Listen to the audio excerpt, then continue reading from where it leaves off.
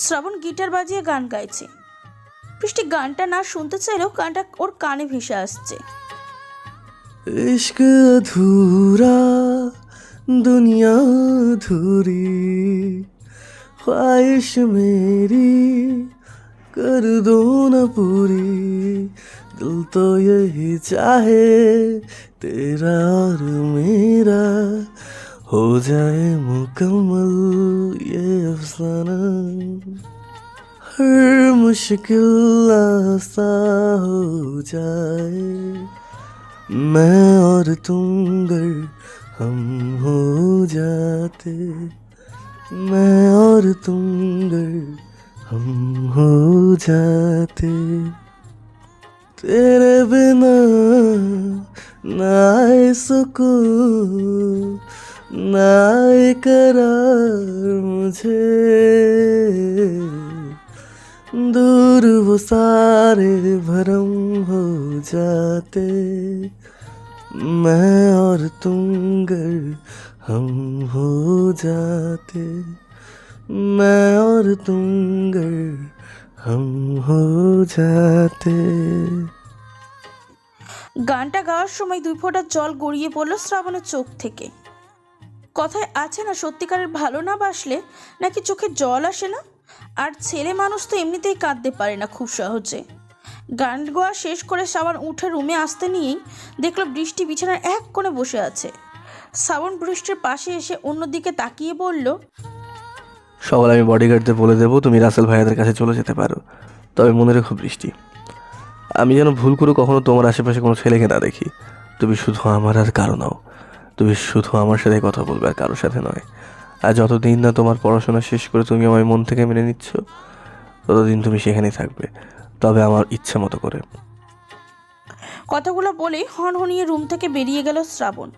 আর বৃষ্টি অবাক নয়নে তাকিয়ে রইল শ্রাবণের দিকে। সকালে বিছানা ছেড়ে উঠে ফ্রেশ হয়ে নিল বৃষ্টি, তারপর নিচে নেমে আসলো। নিচে আসতেই একজন কাজের মহিলা এগিয়ে এসে বৃষ্টিকে নিয়ে গিয়ে খাবার টেবিলে বসিয়ে দিল।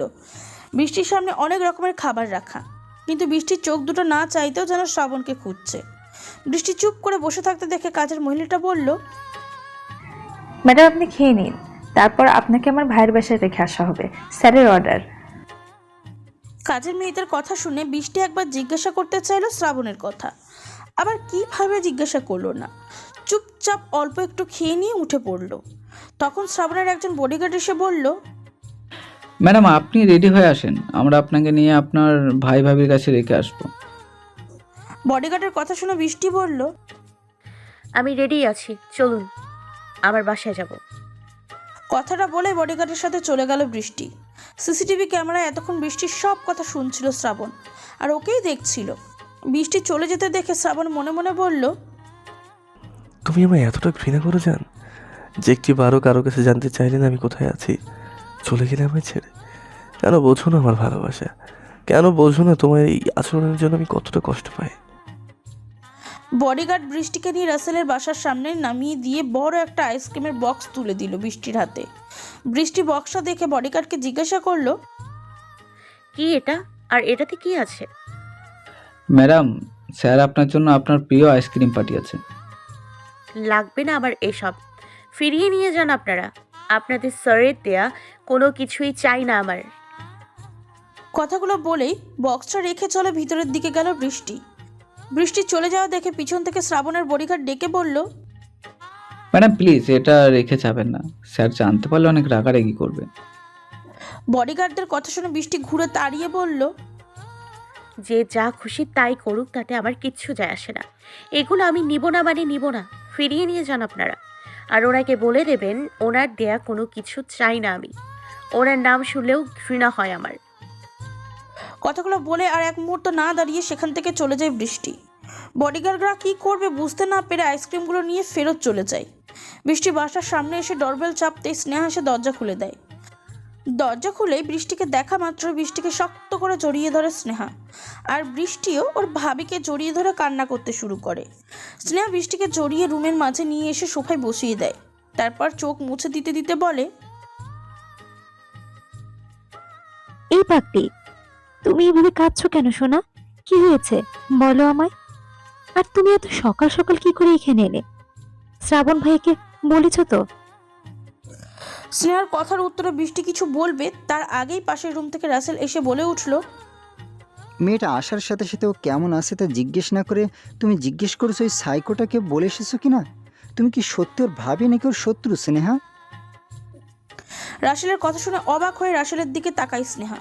তারপর কাঁদা কাঁদা গলায় বলে, তুমি এসব কি বলছো রাসেল? চাঁদনি শুধু আমার ননদ নয়, আমার মেয়ের মতো। ওকে আমি নিজের সন্তানের মতো ভালোবাসি, সেটা তুমি ভালো করেই জানো। কিন্তু শ্রাবণ ভাইয়া তোর স্বামী বলো, তাই আমি ওর কাছে জান। এতটুকু বলতে স্নেহাকে থামিয়ে দিয়ে রাসেল বলে উঠল, কেউ হয় না বৃষ্টির ওই সন্ত্রাসীটা। এই বিয়ে মানি না আমি। আমি আমার বোনকে বিয়ে দেবো। ওই অমানুষটার সাথে সংসার করতে দিব না আমি আমার বোনকে। রাসেলের কথা শুনে স্নেহা কিছু বলবে তার আগে বৃষ্টি দৌড়ে গিয়ে রাসেলকে জড়িয়ে ধরে কান্না করে বলতে লাগলো, হ্যাঁ ভাইয়া, হ্যাঁ, আমিও মানি না এই বিয়েটা। আমি মানি না ওই সন্ত্রাসী লোককে নিজের স্বামী হিসেবে। আমি আর ফিরে যাব না ওনার কাছে। তুমি আমায় তোমাদের কাছে রেখে দাও ভাইয়া। আমি ওই লোকটাকে সহ্য করতে পারি না, ঘৃণা করি ওনাকে। ওই মানুষরূপী অমানুষটা আমার সামনে তোমার মাথায় পিস্তল ধরেছিল, আর আমি কিচ্ছু করতেও পারছিলাম না ভাইয়া। তুমি আমায় ক্ষমা করে দাও ভাইয়া, ক্ষমা করো তুমি আমায়। কান্না করতে করতে বলল বৃষ্টি। বৃষ্টির কথা শুনে স্নেহা বলে উঠল, কিন্তু তুমি কাবিন নামে সই করে চলে যাওয়ার পর শ্রাবণ ভাইয়া তোমার ভাইয়ার। স্নেহাকে আর বলার সুযোগ না দিয়ে রাসেল বলে উঠল, শ্রাবণ আমাদের বাসায় পাঠিয়ে দেয় তুই কাবিন নামায় সই করে চলে যাওয়ার পর।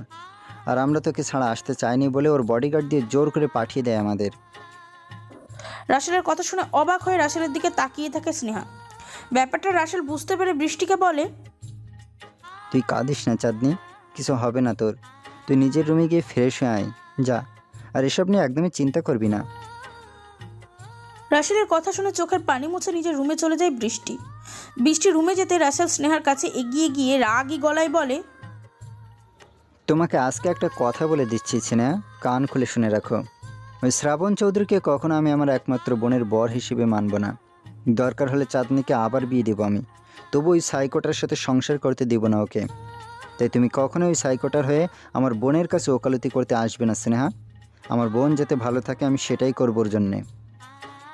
দেখো রাসেল, চাঁদনির ভালো করতে গিয়ে ওর সবচাইতে বড় ক্ষতি করে বসো না আবার তুমি। যা করবে ঠান্ডা মাথায় ভেবে চিন্তে করো রাসেল। আমি তো পরের মেয়ে, আমি এসব বলার অধিকার রাখি না জানি। তবুও চাঁদনিকে আমি নিজের সন্তানের মতো ভালোবাসি বলেই কথাগুলো তোমায় বললাম। বাকিটা তোমার ইচ্ছে রাসেল। কথাগুলো বলেই কাঁদতে কাঁদতে নিজের রুমে চলে গেল স্নেহা। স্নেহার বুকটা যেন কষ্টে ফেটে যাচ্ছে রাসেলের কথাগুলো শুনে। ওদিকে বডিগার্ডরা বৃষ্টিকে রেখে শ্রাবণের কাছে ফিরে গিয়ে বলল, স্যার, ম্যাডামকে ওনার ভাইয়ার বাসায় পৌঁছে দিয়ে এসেছি, কিন্তু গম্ভীর গলায় জিজ্ঞাসা করলো শ্রাবণ। কিন্তু কি? কিন্তু ম্যাডাম আইসক্রিমগুলো ফিরিয়ে দিয়েছেন আর বলেছেন আপনার দেওয়া কোনো কিছু উনি নেবেন না। বডিগার্ডদের কথা শুনে রাগে চোখ মুখ শক্ত করলো শ্রাবণ। তারপর বডিগার্ডদের কিছু বলতে যাবে তার আগেই শ্রাবণের ছোট আব্বু মাহাব্বুর এসে পিছন থেকে বলল, কি ব্যাপার শ্রাবণ, আমি কখন থেকে তোকে কল করছি, তোর ফোন বন্ধ কেন? মাহাবুরের কথা শুনে ওর বডিগার্ডদের হাতের ইশারা করে চলে যেতে বলল। তারপর মাহাবুরকে উদ্দেশ্য করে বসতে বলতে লাগলো, মনে হয় ফোনে চার্জ শেষ হয়ে বন্ধ হয়ে গেছে। কেন, কি হয়েছে ছোট আপু? আর তুমি এ সময় এখানে? তোকে একটা জরুরি কাজে আজকে বিকালে লন্ডনে যেতে হবে, নইলে আমাদের কোম্পানির বড় একটা লোকসান হয়ে যাবে।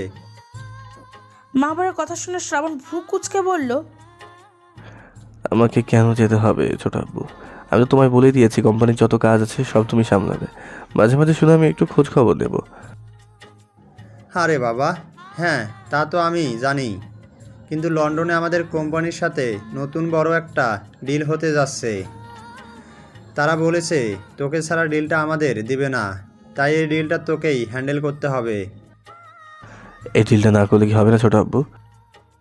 বিরক্তকর কণ্ঠে জিজ্ঞাসা করলো শ্রাবণ। শ্রাবণের কথা শুনে মা বোন শ্রাবণের কাছে এগিয়ে গিয়ে মাথায় হাত বুলিয়ে দিয়ে বলল, না রে বাবা, তুই তো জানিস এই ডিলটা আমাদের কোম্পানির জন্য কতটা ইম্পর্টেন্ট। এই ডিলটা আমাদের করতেই হবে, নইলে কোম্পানির বড় একটা লস হয়ে যাবে। আচ্ছা ঠিক আছে, কিন্তু আমায় কতদিনের জন্য লন্ডন যেতে হবে? বেশি না, মাত্র 3 দিনের জন্য শ্রাবণ। তুই তাহলে সব গোছগাছ করে নে, আর আমি বিকালে তোর লন্ডন যাওয়ার সব ব্যবস্থা করছি। কথাগুলো বলে শ্রাবণের বাসা থেকে বেরিয়ে চলে গেল মাহবুব। মাহবুব চলে যেতে শ্রাবণ ওর কেয়ারটেকার আর বডিগার্ডদের ডেকে বলল, বিকেলে আমাকে লন্ডন যেতে হবে 3 দিনের জন্য। তোমরা সব রেডি করো, আমি এখনই আসছি। কথাটা বলেই শ্রাবণ গাড়ি নিয়ে বেরিয়ে গেল বৃষ্টির বাড়ির উদ্দেশ্যে।